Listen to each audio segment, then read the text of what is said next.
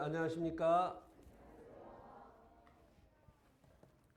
서대문 교회 합창단, 한마디로 판타스틱. 예, 두 마디로 얘기하면 어메이징. 놀랍습니다. 예.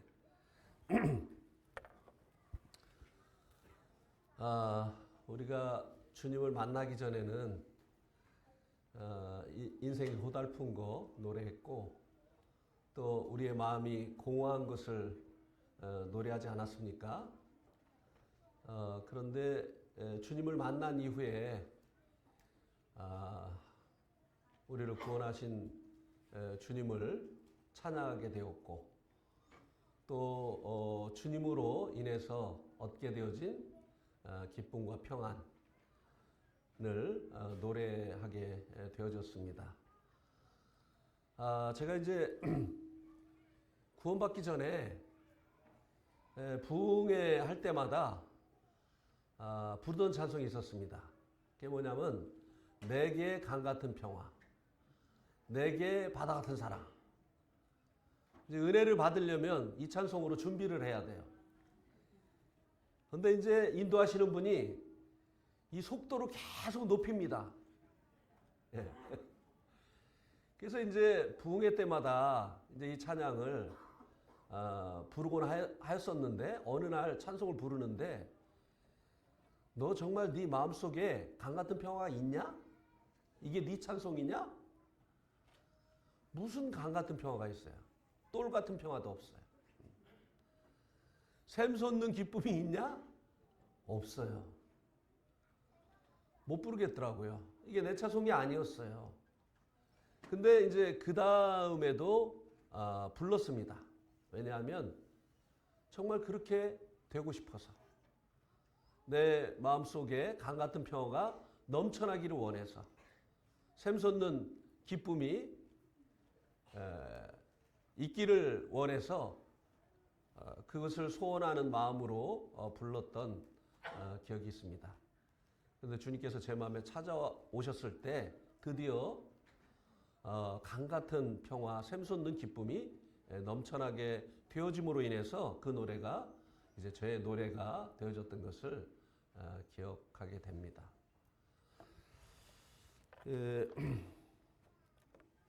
이제 마지막 시간인데요. 어제 밤늦게 형제님들과 교제를 하면서 말씀을 드렸던 것처럼, 원래는 로마서 개요를 이 시간에 말씀을 드리려고 생각을 하고 있었습니다. 그런데 한 시간으로는 너무 이 내용이 많기 때문에 하다가 말겠다라는 생각이 들어서 구원의 세 가지 시제에 대해서 말씀을 드리겠습니다. 먼저 에베소서 2장 8절 말씀을 보시겠습니다.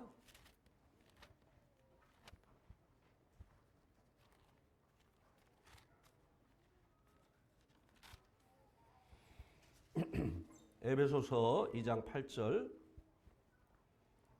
우리 다 같이 봉독하시겠습니다. 시작. 너희는 그 은혜에 의하여 믿음으로 말미암아 구원을 받았으니 이것은 너희에게서 난 것이 아니요 하나님의 선물이라. 예. 다음에 로마서 5장 9절 10절을 읽겠습니다.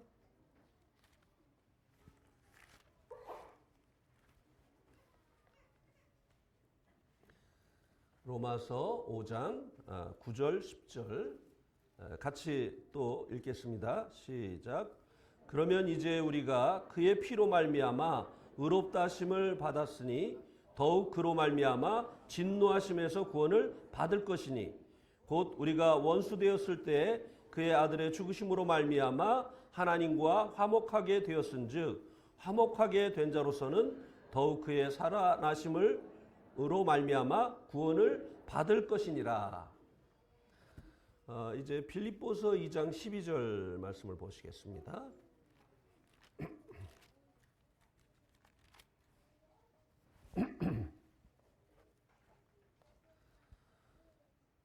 12절 13절입니다. 시작. 그러므로 나의 사랑하는 자들아 너희가 나 있을 때뿐 아니라 더욱 지금 나 없을 때에도 항상 복종하여 두렵고 떨림으로 너희 구원을 이루라. 너희 안에서 행하시는 이는 하나님이시니 자기의 기쁘신 뜻을 위하여 너희에게 소원을 두고 행하게 하시나니. 우리가 읽은 이 세 성경 구절에 동일하게 나와 있는 단어가 하나가 있습니다. 발견하셨습니까? 에베소서 2장 8절, 로마서 5장 9절 10절, 그리고 빌립보서 2장 12절 13절. 이 세 성경 구절에서 동일하게 등장하고 있는 한 단어가 있습니다. 발견하셨는지요? 우리 학생 청년들 발견했어요? 예. 뭐죠? 예, 구원입니다. 에베소서 2장 8절에도 구원을 말해주고 있고, 또 로마서 5장 9절 10절에서도 구원을 말해주고 있습니다. 또 빌립보서 2장 12절 13절에서도 구원을, 특별히 12절에서 구원을 말씀해주고 있어요. 똑같은 구원을 말해주고 있는데요, 다른 점이 또 있습니다. 이 각 구절이 구원을 말해주고 있는데 이 구원을 달리 각 구절들이 말씀해주고 있는 것을 우리들이 발견을 할 수 있게 되는데요, 시제가 다릅니다. 에베소 2장 8절에는 구원을 얻었다고 했습니다. 과거 시제. 에베소 2장 8절에서 말씀해주고 있는 구원은 우리가 이미 얻은 구원에 대해서 말씀해주고 있습니다. 로마서 5장 9절 10절에서는 구원을 얻을 것이다. 미래 시제로 구원을 말씀해주고 있습니다. 아직 얻지 못한 구원. 미래에 얻게 되어질 구원에 대해서 말씀을 해주고 있습니다.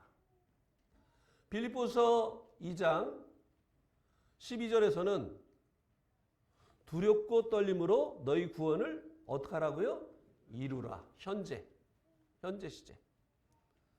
얻은 구원도 아니고 얻을 구원도 아니고 현재 이루어야 될 구원에 대해서 말씀을 해주고 있습니다. 똑같은 구원인데요, 시제가 달라요. 그래서 한 구원은 얻은 구원을 말씀해주고 있고, 한 구원은 미래에 얻게 되어질 구원을 말씀해주고 있고, 한 구원은 현재 이루어야 될 구원에 대해서 말씀해주고 있습니다. 그러면 먼저 에베소서 2장 8절에 있는 우리가 이미 얻은 이 구원이 무엇인가를 우리들이 살펴보도록 하겠습니다.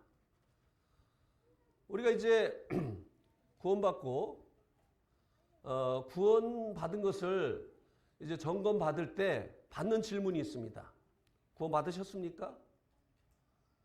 그때 우리가 예, 구원받았습니다 라고 대답을 했습니다. 우리가 받은 이 구원, 이것이 무엇을 의미하는 것입니까?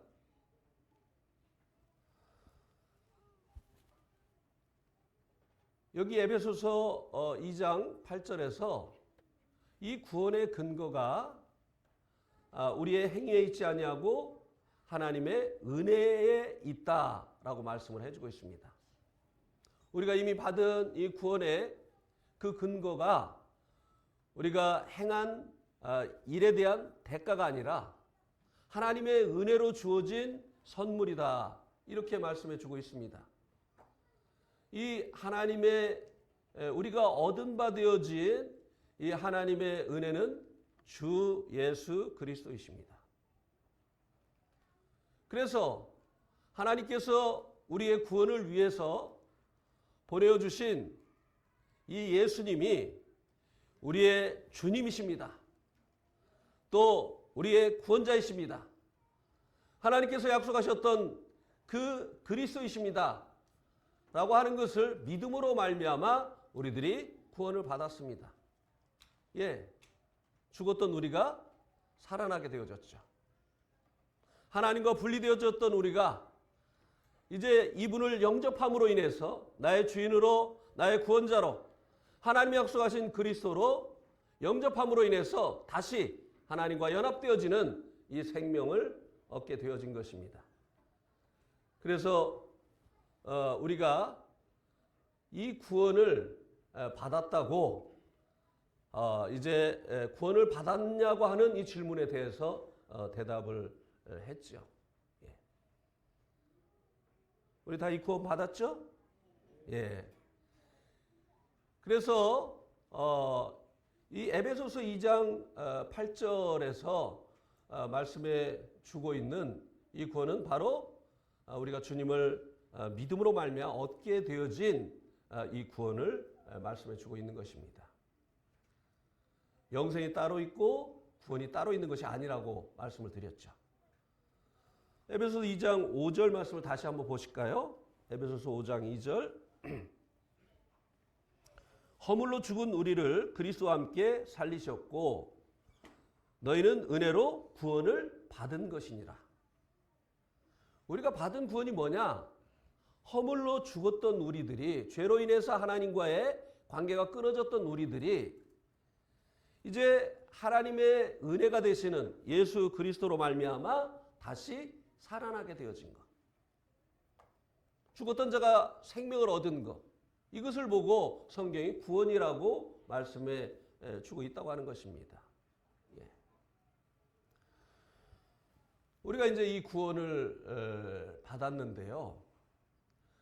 이 과거에 얻은 구원, 그리고 또 미래에 얻게 되어질 이 구원, 이 두 개는요, 우리 편에서 할 일이 없어요.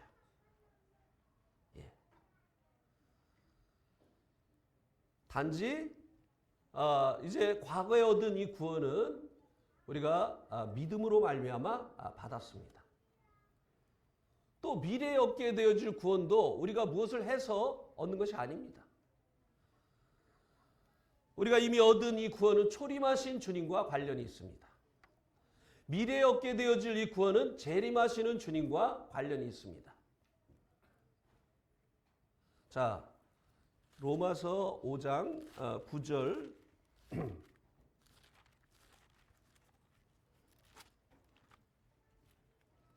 를 한번 보시기 바랍니다. 여기 보면 그러면 이제 우리가 그의 피로 말미암아 의롭다 하심을 받았으니 더욱 그로 말미암아 진노하심에서 구원을 받을 것이니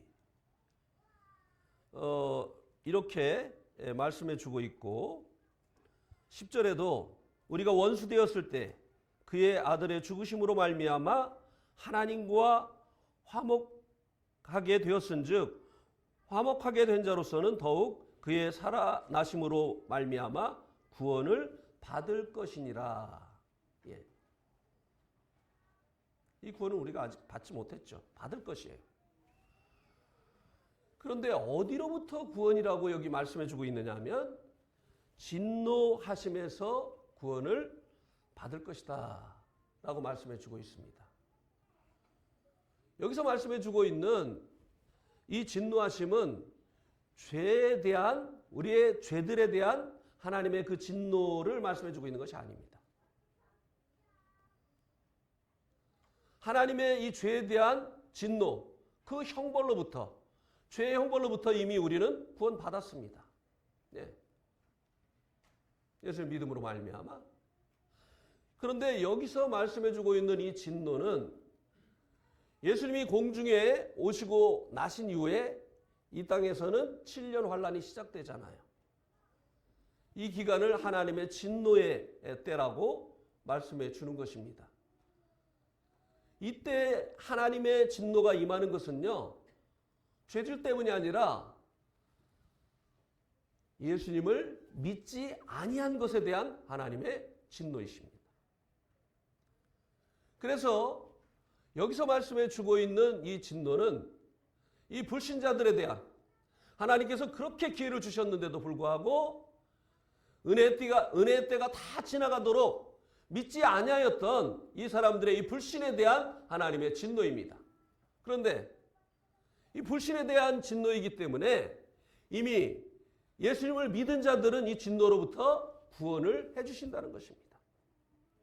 그래서 여기서 말씀해주고 있는 이 구원은 성도들은 이제 주님께서 공중에 오시게 될 때 공중으로 들림을 받음으로 인해서 이 환난에 참여하지 않게 되어진다고 하는 것을 말씀해주고 있는 것입니다.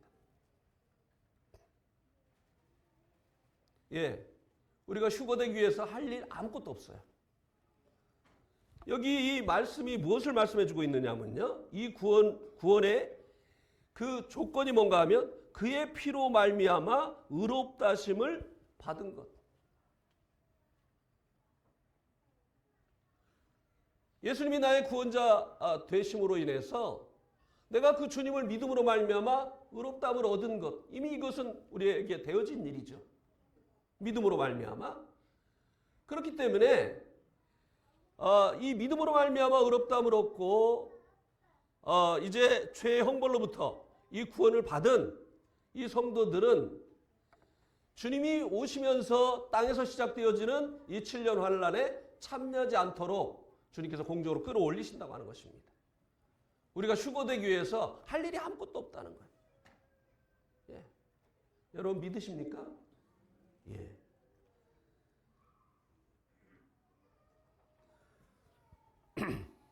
그런데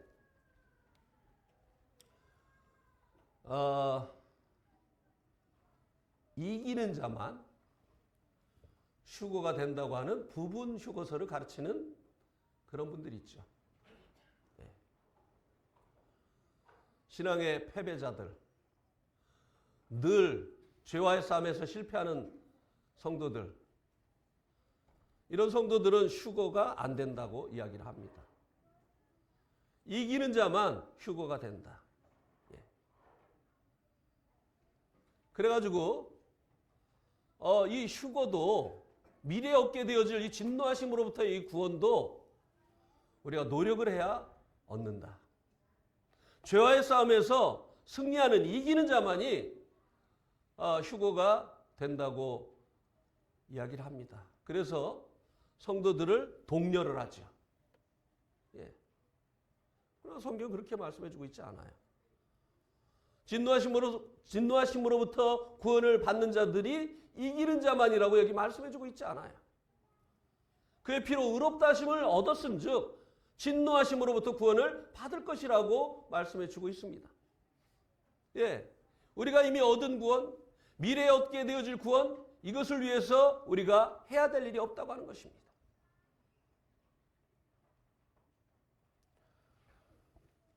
그럼 이기는 자가 누구냐? 예. 요한일서 5장을 한번 보시기 바랍니다.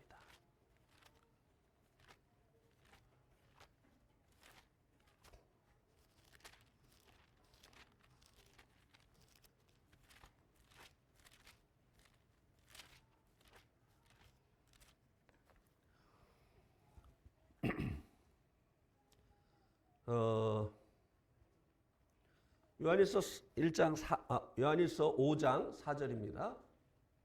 무릇 하나님께로부터 난 자마다 세상을 이기느니라. 세상을 이기는 승리는 이것이니 우리의 믿음이니라. 이기는 자가 누구라고요? 하나님께로부터 난 자. 우리가 주님을 믿을 때 하나님의 자녀로 태어났잖아요. 모든 성도들은 하나님께로부터 난 자예요. 그리고 우리가 이 세상을 이기는 승리는 바로 주님에 대한 믿음으로 말미암는 것이라고 말씀해 주고 있습니다. 성도들 중에 특별한 자가 이기는 자가 아닙니다. 하나님께로부터 난 자가 이기는 자예요. 구원받은 모든 성도들이 주님을 믿음으로 말미암아 구원받은 모든 성도들이 성경은 이기는 자라고 말씀해 주고 있어요. 예. 우리는 구원받기 전에 패배자였죠. 늘 죄와의 싸움에서 실패했습니다. 선을 행하려고 하는데 원치 않는 악을 행하고, 원하는 바 선을 행치 아니하고 원치 않는 바 악을 행하는도다. 오라 나는 곤고한 자로다. 이 사망의 몸에서 누가 나를 건져낼 것이냐. 우리는 이 죄와의 싸움에서 이제 주님을 만나기 전에 늘 패배하고 끌려다니던 이와 같은 자였습니다. 그런데 주님의 자녀로 태어나게 되어진 이후에 우리는 이제 이기는 자가 되어졌다고 하는 것입니다. 성도들은 이제 루저가 아니에요. 위너입니다. 그래서 미래에 얻게 되어질 이 구원도 모든 성도들이 받게 되어질 것이라고 하는 것입니다. 휴거되어지는 것. 그런데 이제 여기에 이 미래에 얻게 되어질 이 구원에 이제 더해지는 것이 있는데요. 우리 한번 요한일서 3장 말씀을 한번 보시기 바랍니다. 요한일서 3장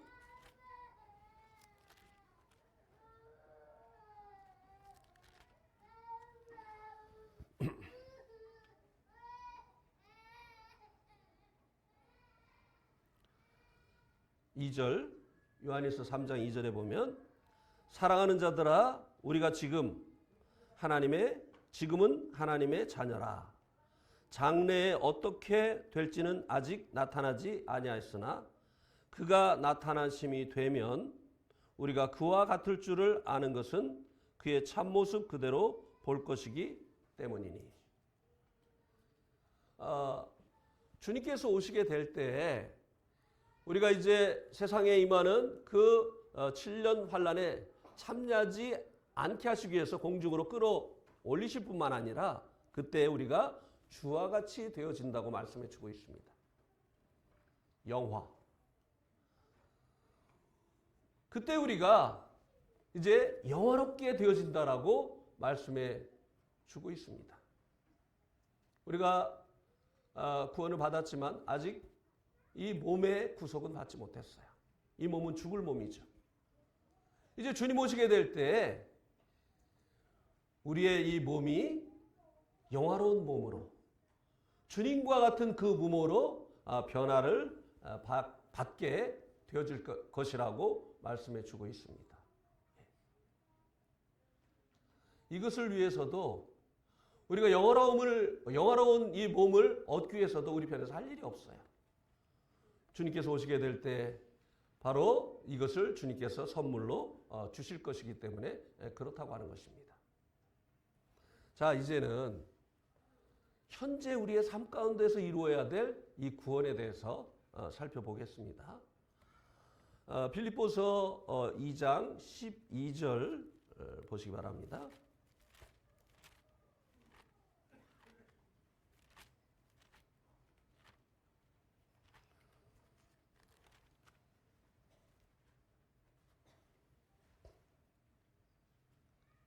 몇 시까지죠?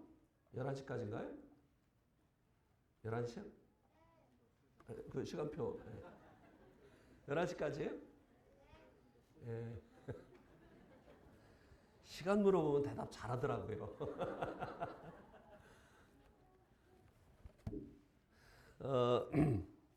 여기 빌립보서 2장 12절에 보면 그러므로 나의 사랑하는 자들아 너희가 나 있을 때뿐 아니라 더욱 지금 나 없을 때에도 항상 복종하여 두렵고 떨림으로 너희 구원을 이루라고 했습니다. 여기 이제 이 구원은 우리가 죄사함 받기 위해서 어떤 노력을 하라고 하는 거 아니잖아요. 우리가 죄사함 받기 위해서 우리 편에서 해야 될 일이 없었어요. 예. 여기서 말씀해주고 있는 이 구원은 다른 것을 말씀해주고 있는 것입니다.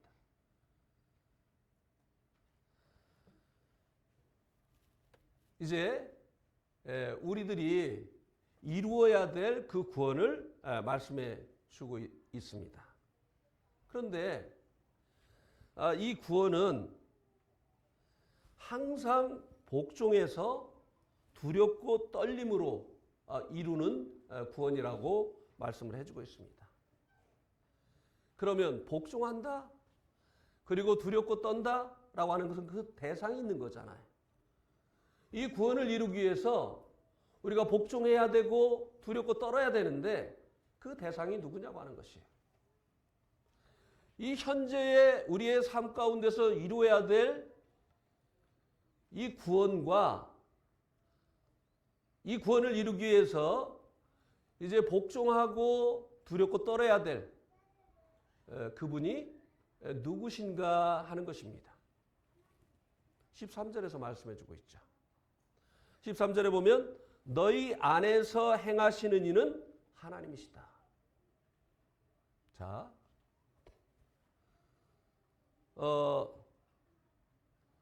성부 하나님, 성자 예수님, 성령 하나님, 이 삼위일체 하나님 중에 우리 안에 계신 분이 누구시죠?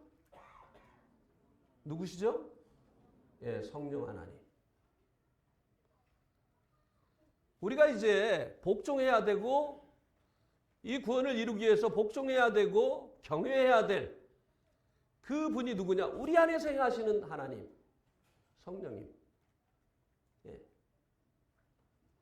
이 구원을 우리가 이루어야 될 이 구원이 바로 성령님과 관련이 있다고 하는 것이에요. 예. 우리가 얻은 바 되어진 구원은 주님의 초림하신 주님과 관련이 있고 이제 우리가 미래에 얻게 되어질 구원은 재림하시는 주님과 관련이 있다고 한다면 우리가 현재 삶 속에서 이루어야 될 이 구원은 바로 우리 안에 계시는 하나님이신 성령님과 관련이 있다고 하는 것입니다. 주님이 초림하신 목적도 있었죠. 우리의 죄를 담당해 주시려고. 우리를 우리의 그 죄들로 말미암는 형벌로부터 구원해 주시기 위해서. 주님께서 재림하시는 목적도 있죠. 환난으로부터 건져 주시기 위해서. 우리들에게 영원한 몸을 주시기 위해서 또 이제 천국으로 이끌기 위해서. 그러면 성령님은 왜 우리 안에 오셨느냐고 하는 것입니다. 죄사함을 위해서 성령님이 오시지 않았어요. 환난으로부터 우리를 건지시기 위해서 오신 것이 아닙니다. 성령님께서 오시어서 이루시기를 원하시는 그 구원이 무엇을 말씀해 주고 있느냐고 하는 것입니다. 그 구원을 이루기 위해서 성령님에게 우리가 복종해야 된다고 하는 것입니다. 그리고 그분을 하나님으로 경외해야 된다는 것이에요. 이 경외심이 없으면요. 누군가에 대한 경외심이 없으면요. 그 사람이 하는 말을 듣지 않습니다. 얘기를 해도 귀를 기울이지 않아요. 그리고 그것대로 살려고 하지 않습니다. 이 복종하는 데는요. 경외심이 있어야 돼요. 예. 그런데 우리 스스로 한번 생각해 보자고요. 우리 안에 계신 하나님이신 성령님에 대한 우리가 경외심이 있습니까? 예. 우리 안에 계신 성령님이 하나님이십니다. 존귀하신 하나님이세요. 그래서 그분을 우리들이 경외해야 되고 그 결과로 인해서 그분에게 복종해야 된다고 하는 것입니다. 그래야 성령님이 오시어서 이루시기를 목적하신 바를 이루시게 된다고 하는 것입니다. 자, 로마서 8장으로 가겠습니다.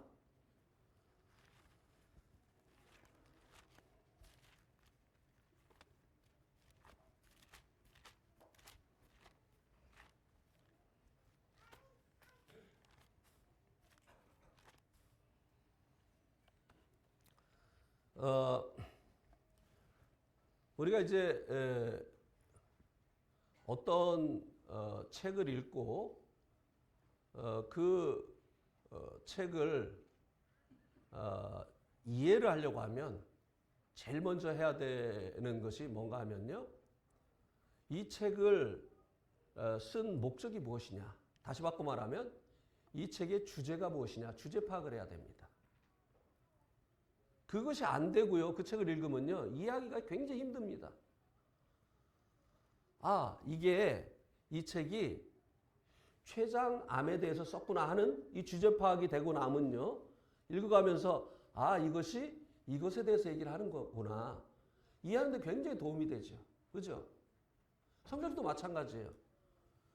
이 성경을 이해하기 위해서는요. 제일 먼저 이 성경 구절에서 이 장에서 말씀해주고 있는 그 주제가 무엇이냐. 이것을 먼저 파악을 하면요.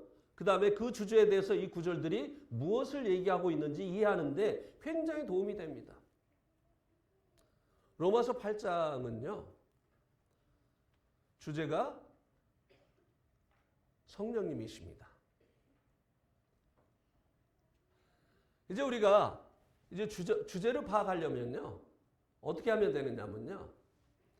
아무래도 그것에 대해서 쓴 것이기 때문에 그 주제에 관련되어진 단어가 계속 나옵니다.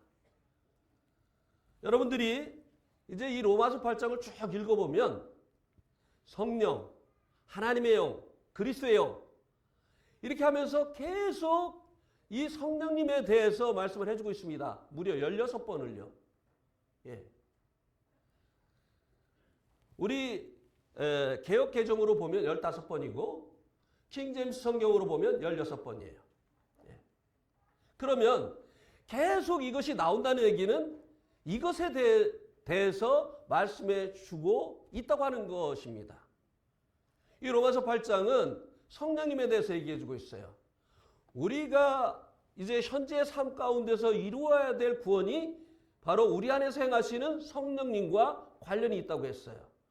그래서 그분에게 복종하고 그분을 경외해야 된다고 했습니다. 여기 로마서 8장은 성령님을 통해서 이루시고자 하는 것이 무엇인가를 우리들에게 말씀해 주고 있습니다. 로마서 8장 1절에 보면요. 그러므로라고 하는 접속사로 시작을 합니다. 이 그러므로가 어디와 연결이 되느냐 하는 것입니다. 많은 성경학자들이 로마서 3장과 연결이 되어지는 것이다. 4장, 5장, 6장, 7장은 삽입된 것이다. 그래서 예수 그리스도로 말미암아 우리를 구속하신 예수 그리스도로 말미암아 우리가 믿음으로 말미암아 의롭다를 얻었기 때문에 그러므로 그리스도 예수 안에 있는 자는 결코 정죄함이 없다. 이렇게 로마서 3장으로 이 그러므로를 연결을 시킵니다. 예. 또 어떤 성경학자들은 6장으로 연결을 시킵니다. 우리가 죄에 대해서 죽고 하나님께 대해서 살게 되어졌기 때문에 그러므로 이제 그리스도 예수 안에 있는 자에게는 결코 정죄함이 없다. 그런데요, 저는 정말 이 로마서를 오랫동안 연구를 했어요. 거의 20년이 넘도록 이 로마서를 계속 연구를 했습니다. 근데 앞만 봐도 자연스럽게 로마서 7장과 연결이 되는 것 같아요. 왜 이 로마서 7장은 로마서 8장 앞에 있는데 삽입구절이라고 하면서 빼놓고 로마서 3장으로 가는 것일까요? 여기서 말씀해 주고 있는 정죄가 없다고 하는 이것을 우리가 의롭다함을 얻은 것과 연결을 시키려고 하기 때문에 그렇습니다. 그런데요, 그것은 예수님의 초림과 관련이 있는 거예요. 이 성령님은요, 우리의 죄를 대속해 주시기 위해서 오신 분이 아니에요. 우리를 죄의 형벌로부터 구원해 주시려고 오신 분이 아닙니다. 자, 우리가 이제 구원을 받은 이후에도 로마서 7장을 경험합니다. 그죠? 이제 주님의 그 하나님의 은혜가 너무나 감사해서 이제는 하나님의 뜻대로 살고 싶어요. 근데 그렇게 안 되는 때가 많이 있어요. 하나님을 기쁘시게 하고 싶은데 우리가 하나님을 슬프게 하는 때가 많이 있습니다. 예. 선을 행하기를 원하는데 자꾸 악을 행하게 되어지는 거예요. 내가 마음먹은 대로 우리 인생이 사라지지 않는 것을 경험합니다. 그래서 구원받기 전에만 그렇게 한 게 아니라 구원받고 나서도 어떨 때는 하나님 앞에 탄식을 합니다. 오라 나는 곤고한 자로다. 이 사망의 몸에서 누가 나를 건져낼 것이냐. 자, 로마서, 그래서 저는 이 죄와의 싸움에서 이 실패하는 것에 대한 이 대책이 바로 로마서 8장의 성령님이라고 하는 것을 발견하게 되어진 것입니다. 그래서 이 그러므로는 로마서 7장과 연결이 되어지는 거예요. 자, 로마서 7장을 한번 보시면요. 로마서 7장 23절 보세요. 내 지체 속에서 한 다른 법이 내 마음의 법과 싸워 내 지체 속에 있는 죄의 법으로 나를 사로잡는 것을 보는도다. 성도들 안에서도요, 계속 전쟁이 일어납니다. 왜? 두 가지의 법이 있기 때문에. 내 마음의 법. 구원받은 이후에 우리 안에 찾아오신 성령님께서 이제 창조해 주신 주님을 사랑하고 말씀을 사랑하고 성도들을 사랑하는 이 새로운 마음의 법. 그래서 주님을 사랑하기 원하고 하나님의 뜻대로 살아가기를 원하고 성도들을 사랑하기를 원하는 이 법이 있는가 하면 여기 말씀에 있는 것처럼 다른 법이 내 지체 속에 있는 다른 법이 있습니다. 이렇게 하는 것과 반대로 역사하는 이 다른 법이 있어요. 그 법이 뭐라고 여기 말씀해 주고 있느냐면요. 죄의 법이라고 말씀해 주고 있습니다. 이 로마서 7장에는요. 세 가지 법이 나와요. 하나는 율법입니다. 하나는 내 속에 있는 마음의 법이에요. 하나는 죄의 법입니다. 자, 이 마음의 법은요. 방향은 바릅니다. 또 율법도 마찬가지예요. 율법도 바른 방향을 제시해요. 그런데 이것과는 반대로 죄의 법은 방향이 틀려버렸어요. 하나님이 제시하시는 그 방향과 반대 방향을 제시합니다. 그러니까 이 두 가지 법이 충돌할 수밖에 없어요. 예. 그런데 이 마음의 법은 방향은 바른데요. 그 방향으로 갈 수 있는 힘은 없어요. 근데 이 죄의 법은요. 방향이 틀렸는데 굉장한 힘을 가지고 있습니다. 그러니까 이 두 법이 싸우면 누가 이긴다고요? 죄의 법이 사로잡아 오는 것을 보는도다. 선을 행하려고 하는데 자꾸 악을 행해요. 자, 그래서 그 원인이 뭐라고 얘기해 주고 있느냐 하면요. 17절에 보세요. 7장 17절. 여기 7장 17절에 보면 이제는 그것을 행하는 자가 내가 아니요 내 속에 관은 뭐라고요? 죄다.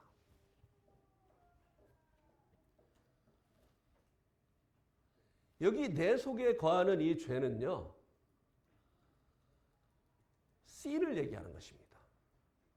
우리가 예수님의 피로 이제 사함받은 그 신즈, 우리가 범한 죄들이 아니라 그 죄를 이제 짓게 하는 우리 안에서 힘을 가지고 역사하는 그 죄를 얘기하는 거예요. 근데 이제 우리 안에 이 육신이라고 하는 본성 안에 이 죄가 있어요. 8장 2절에서 그것을 얘기해 주고 있습니다. 구원받은 성도들도 구원받으면 이 본성이 없어지는 게 아니잖아요. 그 본성 안에 이 죄가 있습니다. 근데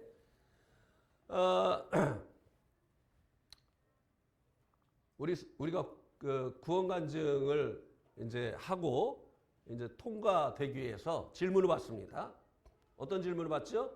그러면 이제 죄가 있어요, 없어요? 이렇게 질문하죠. 그럼 뭐라고 대답해야 패스가 되죠? 예, 없어요 그래야 통과가 되고 침례 받을 수 있어요. 그래가지고 없어요 그랬는데 여기 죄가 있다고 하니까 또 혼돈이 오는 거예요. 예, 주님이 씻어주신 것은 무엇이죠? 주님께서 우리의 범죄한 것을 위해서 내어줌이 되고 우리가 의롭다 하심을 위해서 다시 살아나셨느니라. 또 친히 나무에 달려 그 몸으로 이제 킹제임스 성경에 보면 우리의 죄들을 담당하셨다고 했어요. 예, 주님이 담당하신 이 죄는요, 성경 어디에를 봐도 다 죄들입니다. 이 죄는요, 용서받는 죄가 아니에요. 이겨야 되는 죄예요. 힘을 가지고 우리를 넘어뜨리기 때문에 이것은 이겨야 됩니다. 못 이기니까 자꾸 죄를 짓는 거예요. 성도들도. 예. 그러므로 이 죄가 힘을 가지고 계속 성도들을 하나님이 원치 않는 방향으로 가게 하고 또 하나님을 슬프게 하는 이런 일을 행하게 하기 때문에 그러므로 그리스도 예수 안에 있는 자는 결코 정죄함이 없다. 근데 이제 여기서 끝나면 이제 굉장히 이제 혼란스러워요. 그래서 이 부분은요, 저는 킹제임스 성경을 봐야만 된다고 생각합니다. 킹제임스 성경에 보면, 그러므로 이제 그리스도 예수 안에 있는 자는 결코 정죄함이 없나니, 이는 왜 정죄함이 없냐? 육체를 따라 걷지 아니하고 성령을 따라 걷기 때문이다 라고 말씀해 주고 있습니다. 자, 그러면은 이게 맞나? 아니면 이 개혁 성경이 맞는지, 잘된 번역인지, 아니면 킹제임스 성경이 잘된 번역인지 여러분 스스로 확인하시기 바랍니다. 여러분, 구원받은 이후에 구원받고 주님 안에 들어왔잖아요. 우리가 처음에는 아담 안에 있었어요. 근데 거듭남으로 인해서 주님 안에 있게 됐습니다. 그죠? 그래서 한 번 태어난 사람 지옥 가고 두 번 태어난 사람은 천국 가는 거예요. 그죠? 우리 다 그리스도 안에 있죠? 예, 맞습니까? 우리 그리스도 안에 있죠? 근데 구원받은 이후에 나는 정죄 한 번도 없었다. 이런 분 있으면 한번 손 들어보세요. 나 구원받은 다음에 한 번도 내 마음에 정죄가 일어난 적이 없어. 한번 손 들어보세요. 예, 손 들면 졸다가 손 드는 겁니다. 그러면 정죄가 있습니까? 근데 그리스도 안에 있는 자는 정죄가 없다고 했잖아요. 그럼 여러분 정죄가 있으면 그리스도 안에 있는 자입니까? 그리스도 밖에 있는 자입니까? 그러니까 이 개혁 개정으로 보면 우리가 구원받은 이후에 정죄가 일어나면 우리는 그리스도 밖에 있는 사람이에요. 왜? 그리스도 예수 안에 있는 자는 결코 정죄함이 없다고 했으니까. 그렇습니까? 이해가 가십니까? 그런데 여기서 말하는 것은 우리의 신분을 얘기하는 게 아니에요. 영적으로는 이제 두 가지 신분밖에 없죠. 하나는 그리스도 안에 있는 사람, 하나는 아담 안에 있는 사람. 한 번 태어난 사람은 아담 안에 있고 두 번 태어난 사람은 그리스도 예수 안에 있는 거예요. 근데 여기서 말해주고 있는 것은 그리스도 안에서 성도들이 육체를 따라서 사느냐 성령을 따라서 사느냐를 말씀해 주고 있는 거예요. 그분에게 복종하고 그분을 경외하면서 사느냐, 그분을 없는 분 취급하고 자기의 본성대로 사느냐라고 하는 이 문제를 얘기하고 있는 것입니다. 왜 그리스도 안에서 정죄가 없느냐? 이 7장의 이 정죄가 왜 없느냐? 어떻게 해서 이 정죄로부터 벗어나느냐? 육체를 따라 걷지 아니하고 성령을 따라서 걷게 되어질 때. 무슨 얘기인지 아시겠습니까? 예. 그래서 2절은 그것에 대한 설명입니다. 자, 2절에 보세요. 그리스도 예수 안에 있는 생명의 성령의 법이 죄와 사망의 법에서 너를 해방하였습니다. 이제 제가 볼 때 이미 마음은 닫으신 분들이 있어요. 들어도 듣지 못하고 보아도 보지 못합니다. 예. 성경을 그대로 보려고 해야 돼요. 예. 정확한 이 성경이 말하고자 하는 것을 이해하려고 해야 됩니다. 예. 여기 보니까 이는 왜 성령을 쫓아서 살아가는 자들은 정죄가 없느냐? 그 이유는 그리스도 예수 안에 있는 생명의 성령의 법이 죄와 사망의 법에서 너를 해방하였기 때문이다. 죄와의 싸움을 이제 자기의 마음의 법으로 싸우는 것이 아니라 성령의 법으로 싸우는 거예요. 그러니까 이제 마음의 법은 방향은 바른데 힘이 없어요. 죄의 법은 방향이 잘못됐는데 굉장한 힘을 가지고 있습니다. 그러니까 싸우면은 죄의 법이 나를 사로잡아 오는도다. 근데 성령의 법은요, 방향이 바를 뿐만 아니라 죄의 법보다 더 큰 힘을 가지고 있습니다.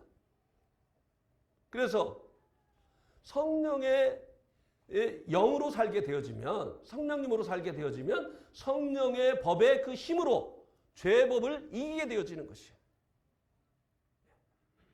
그래서 정죄가 없는 것이에요.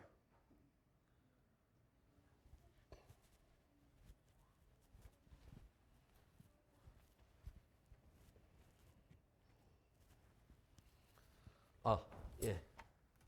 자, 여기 보세요. 이 지우개가 이거 왜 떨어지죠? 예? 예, 확실히 대화가 돼. 예. 소통이 돼. 네팔에서 이거 왜 떨어지죠? 그러니까 노니까 떨어지죠.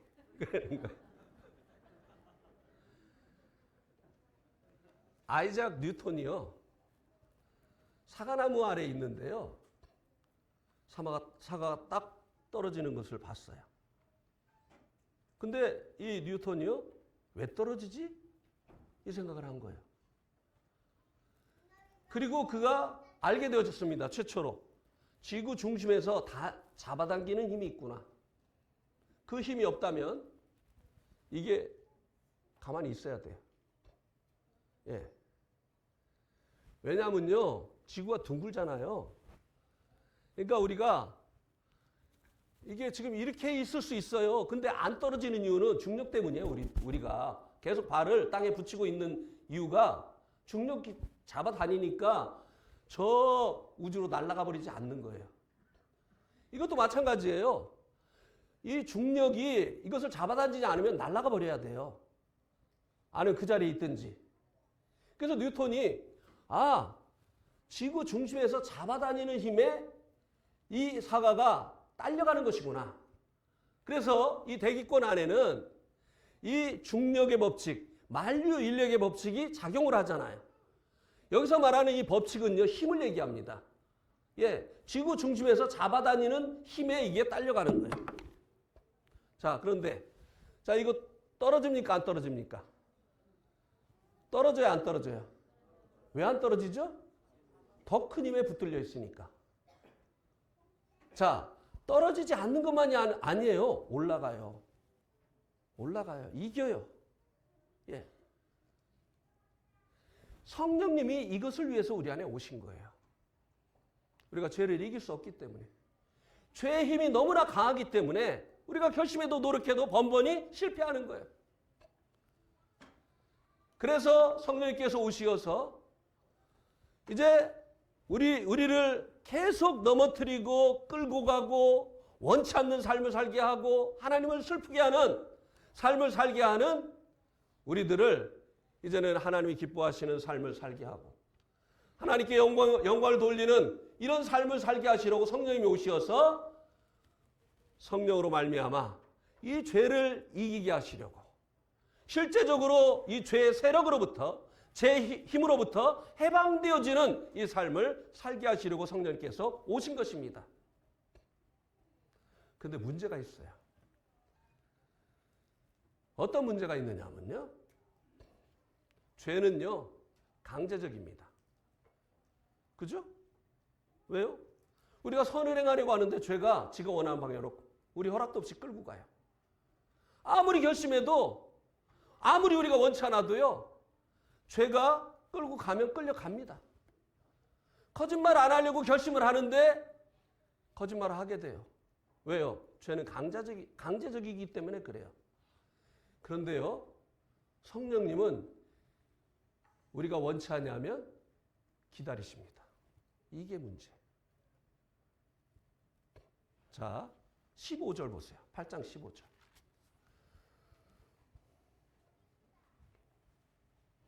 너희는 다시 무수하는 영으로 인도함을 받는 사람, 죄송합니다. 너희는 다시 무수하는 종의 영을 받지 아니하고 양자의 영을 받았으므로 우리가 아빠 아버지라 부르짖느니라. 이 성령님은요, 종을 부리듯 하는 그런 영이 아니라고 하는 것입니다. 이 시대에 이 로마 성도들은 이 말을 딱 알아들어요. 왜? 실제적으로 노예제도가 그때 있었으니까. 종은요, 자유가 없어요. 어떤 종이요, 야, 우리 주인 너무해. 맨날 새벽에 일어나가지고 저녁 늦게까지 일하고 하고 먹는 거는 그냥 채소만 주고. 안 되겠어. 내일은 내가 다 10시까지 잘 거야. 그리고 내일은 내가 아침은 소고기, 점심은 돼지고기, 저녁은 닭고기 먹을 거야. 이렇게 계획을 했어요. 근데 주인이 또 새벽 5시에 일어나라고 하면 일어나야 돼요? 안 일어나야 돼요? 예, 종은 자유가 없어요. 성령이 이렇게 어거지로 우리를 인도하시는 분이 아니라는 거예요.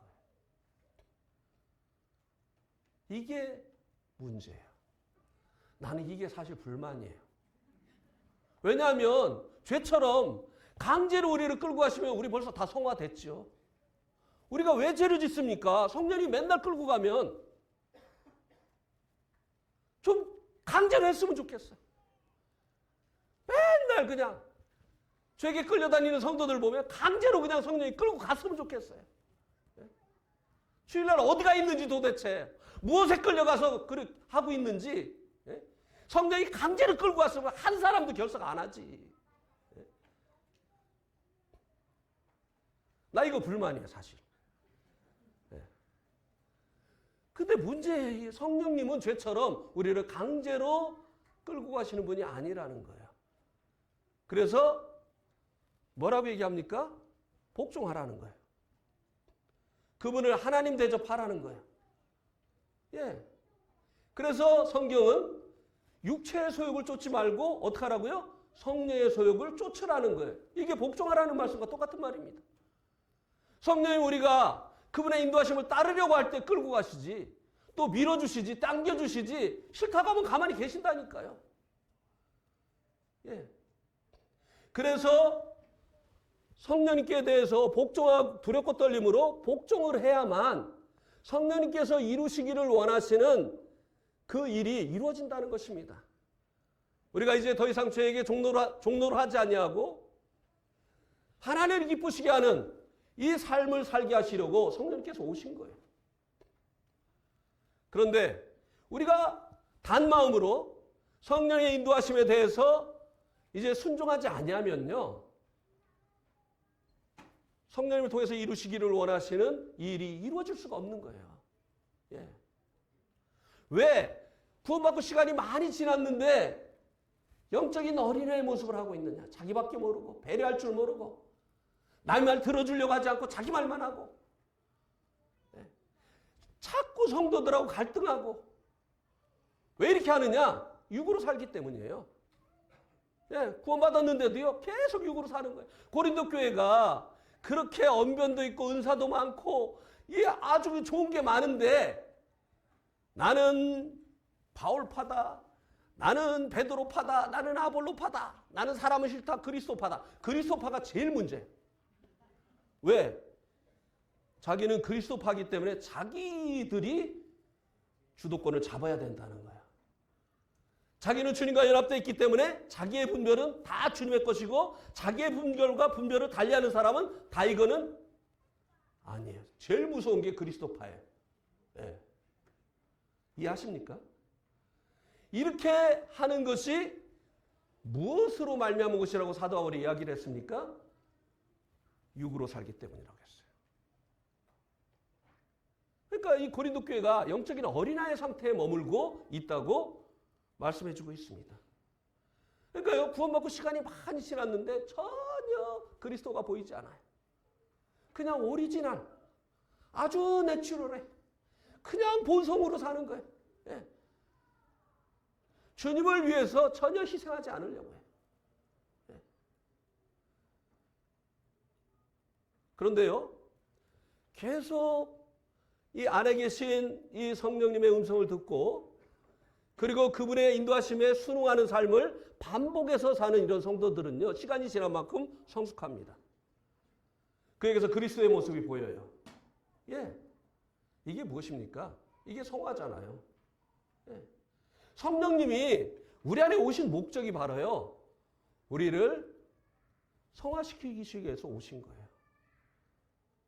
이것은요, 우리가 이것을 하시기를 원하시는 성령님께 우리 자신을 내어드려야만 되는 거예요. 성령님은 위대하신 조각가이십니다. 그런데 우리를 그리스도의 형상으로 깎아내시려고 하는데 잠깐! 이러면 성령이 멈추시는 거예요. 멈춰가지고 1년이 지나고 2년이 지나고 안 변해. 안 깎여. 그리스도의 모습으로 변화되지 않는 거예요.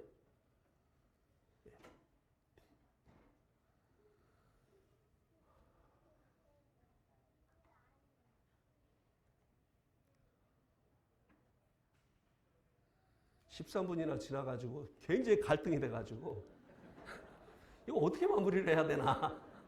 아까 그래서 성경 있다가 다른 데로 본 거예요. 저 시계 보다가. 근데 이해되시죠? 예. 성령님이 하시고자 하시는 일이 무엇인가. 근데 이제 요거만 하고 마치겠습니다. 많은 성경학자들이 안타깝게도 성화는 성경에 없는 개념이라고 합니다. 그래서 성령님의 역할이 없어요. 성령님이 일을 위해서만, 그러니까 은사를 위해서만 필요한 분으로 생각을 합니다. 예, 복음 전하고, 그리고 말씀 전하고, 근데 그런 일은 하는데 그 사람이 바뀌진 않아요. 그래서 그 사람 때문에 사람들이 예수님을 안 믿어요. 예수 믿는 사람들은 저렇게 입만 살았어. 아니, 하늘이 좋다며. 맨날 부동산 투기해. 예. 막 주식 때문에 그냥 막. 그러니까 세상 사람들이 니들이 말하는 천국은 도대체 어디 있는 거냐. 안 변해요. 자기들하고 똑같아. 아니, 자기들보다 더해. 막 요새는 비트코인 때문에 막 난리가 났어요. 막. 목사님들이 그렇게 우리 비트코인 그 채굴업자인 형제에게 찾아와요. 아, 진짜. 예.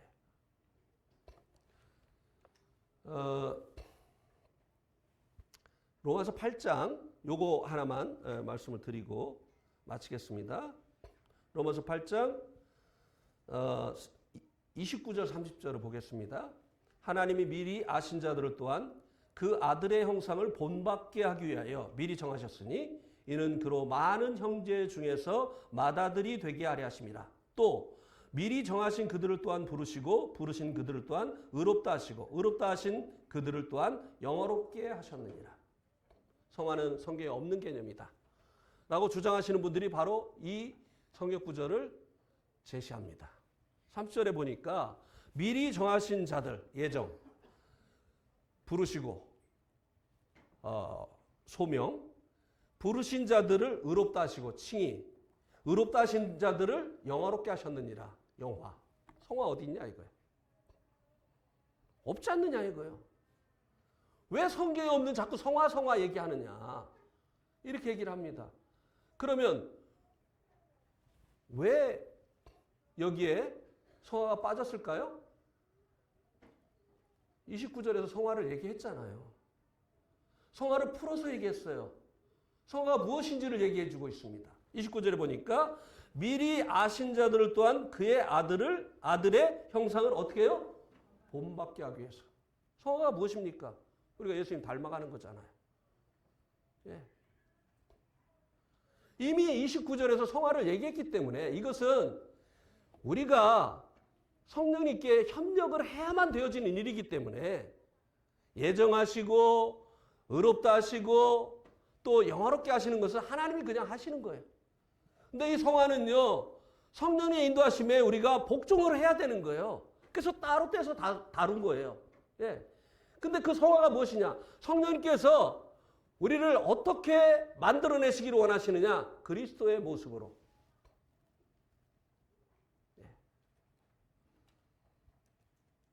예, 여기까지밖에 이제 구체적으로 말씀을 드려야 되는데, 얘도 들고 이렇게 여기까지 했는데도 벌써 17분이나 지났어요. 그래도 다 이해하셨죠? 예. 감사합니다. 저에게 복음을 전할 수 있는 이런 기회를 허락해 주시고, 짧은 시간이지만 또 말씀으로 성도님들 섬길 수 있는 이런 기회를 허락해 주셔서 정말 감사를 드립니다. 예, 감사합니다.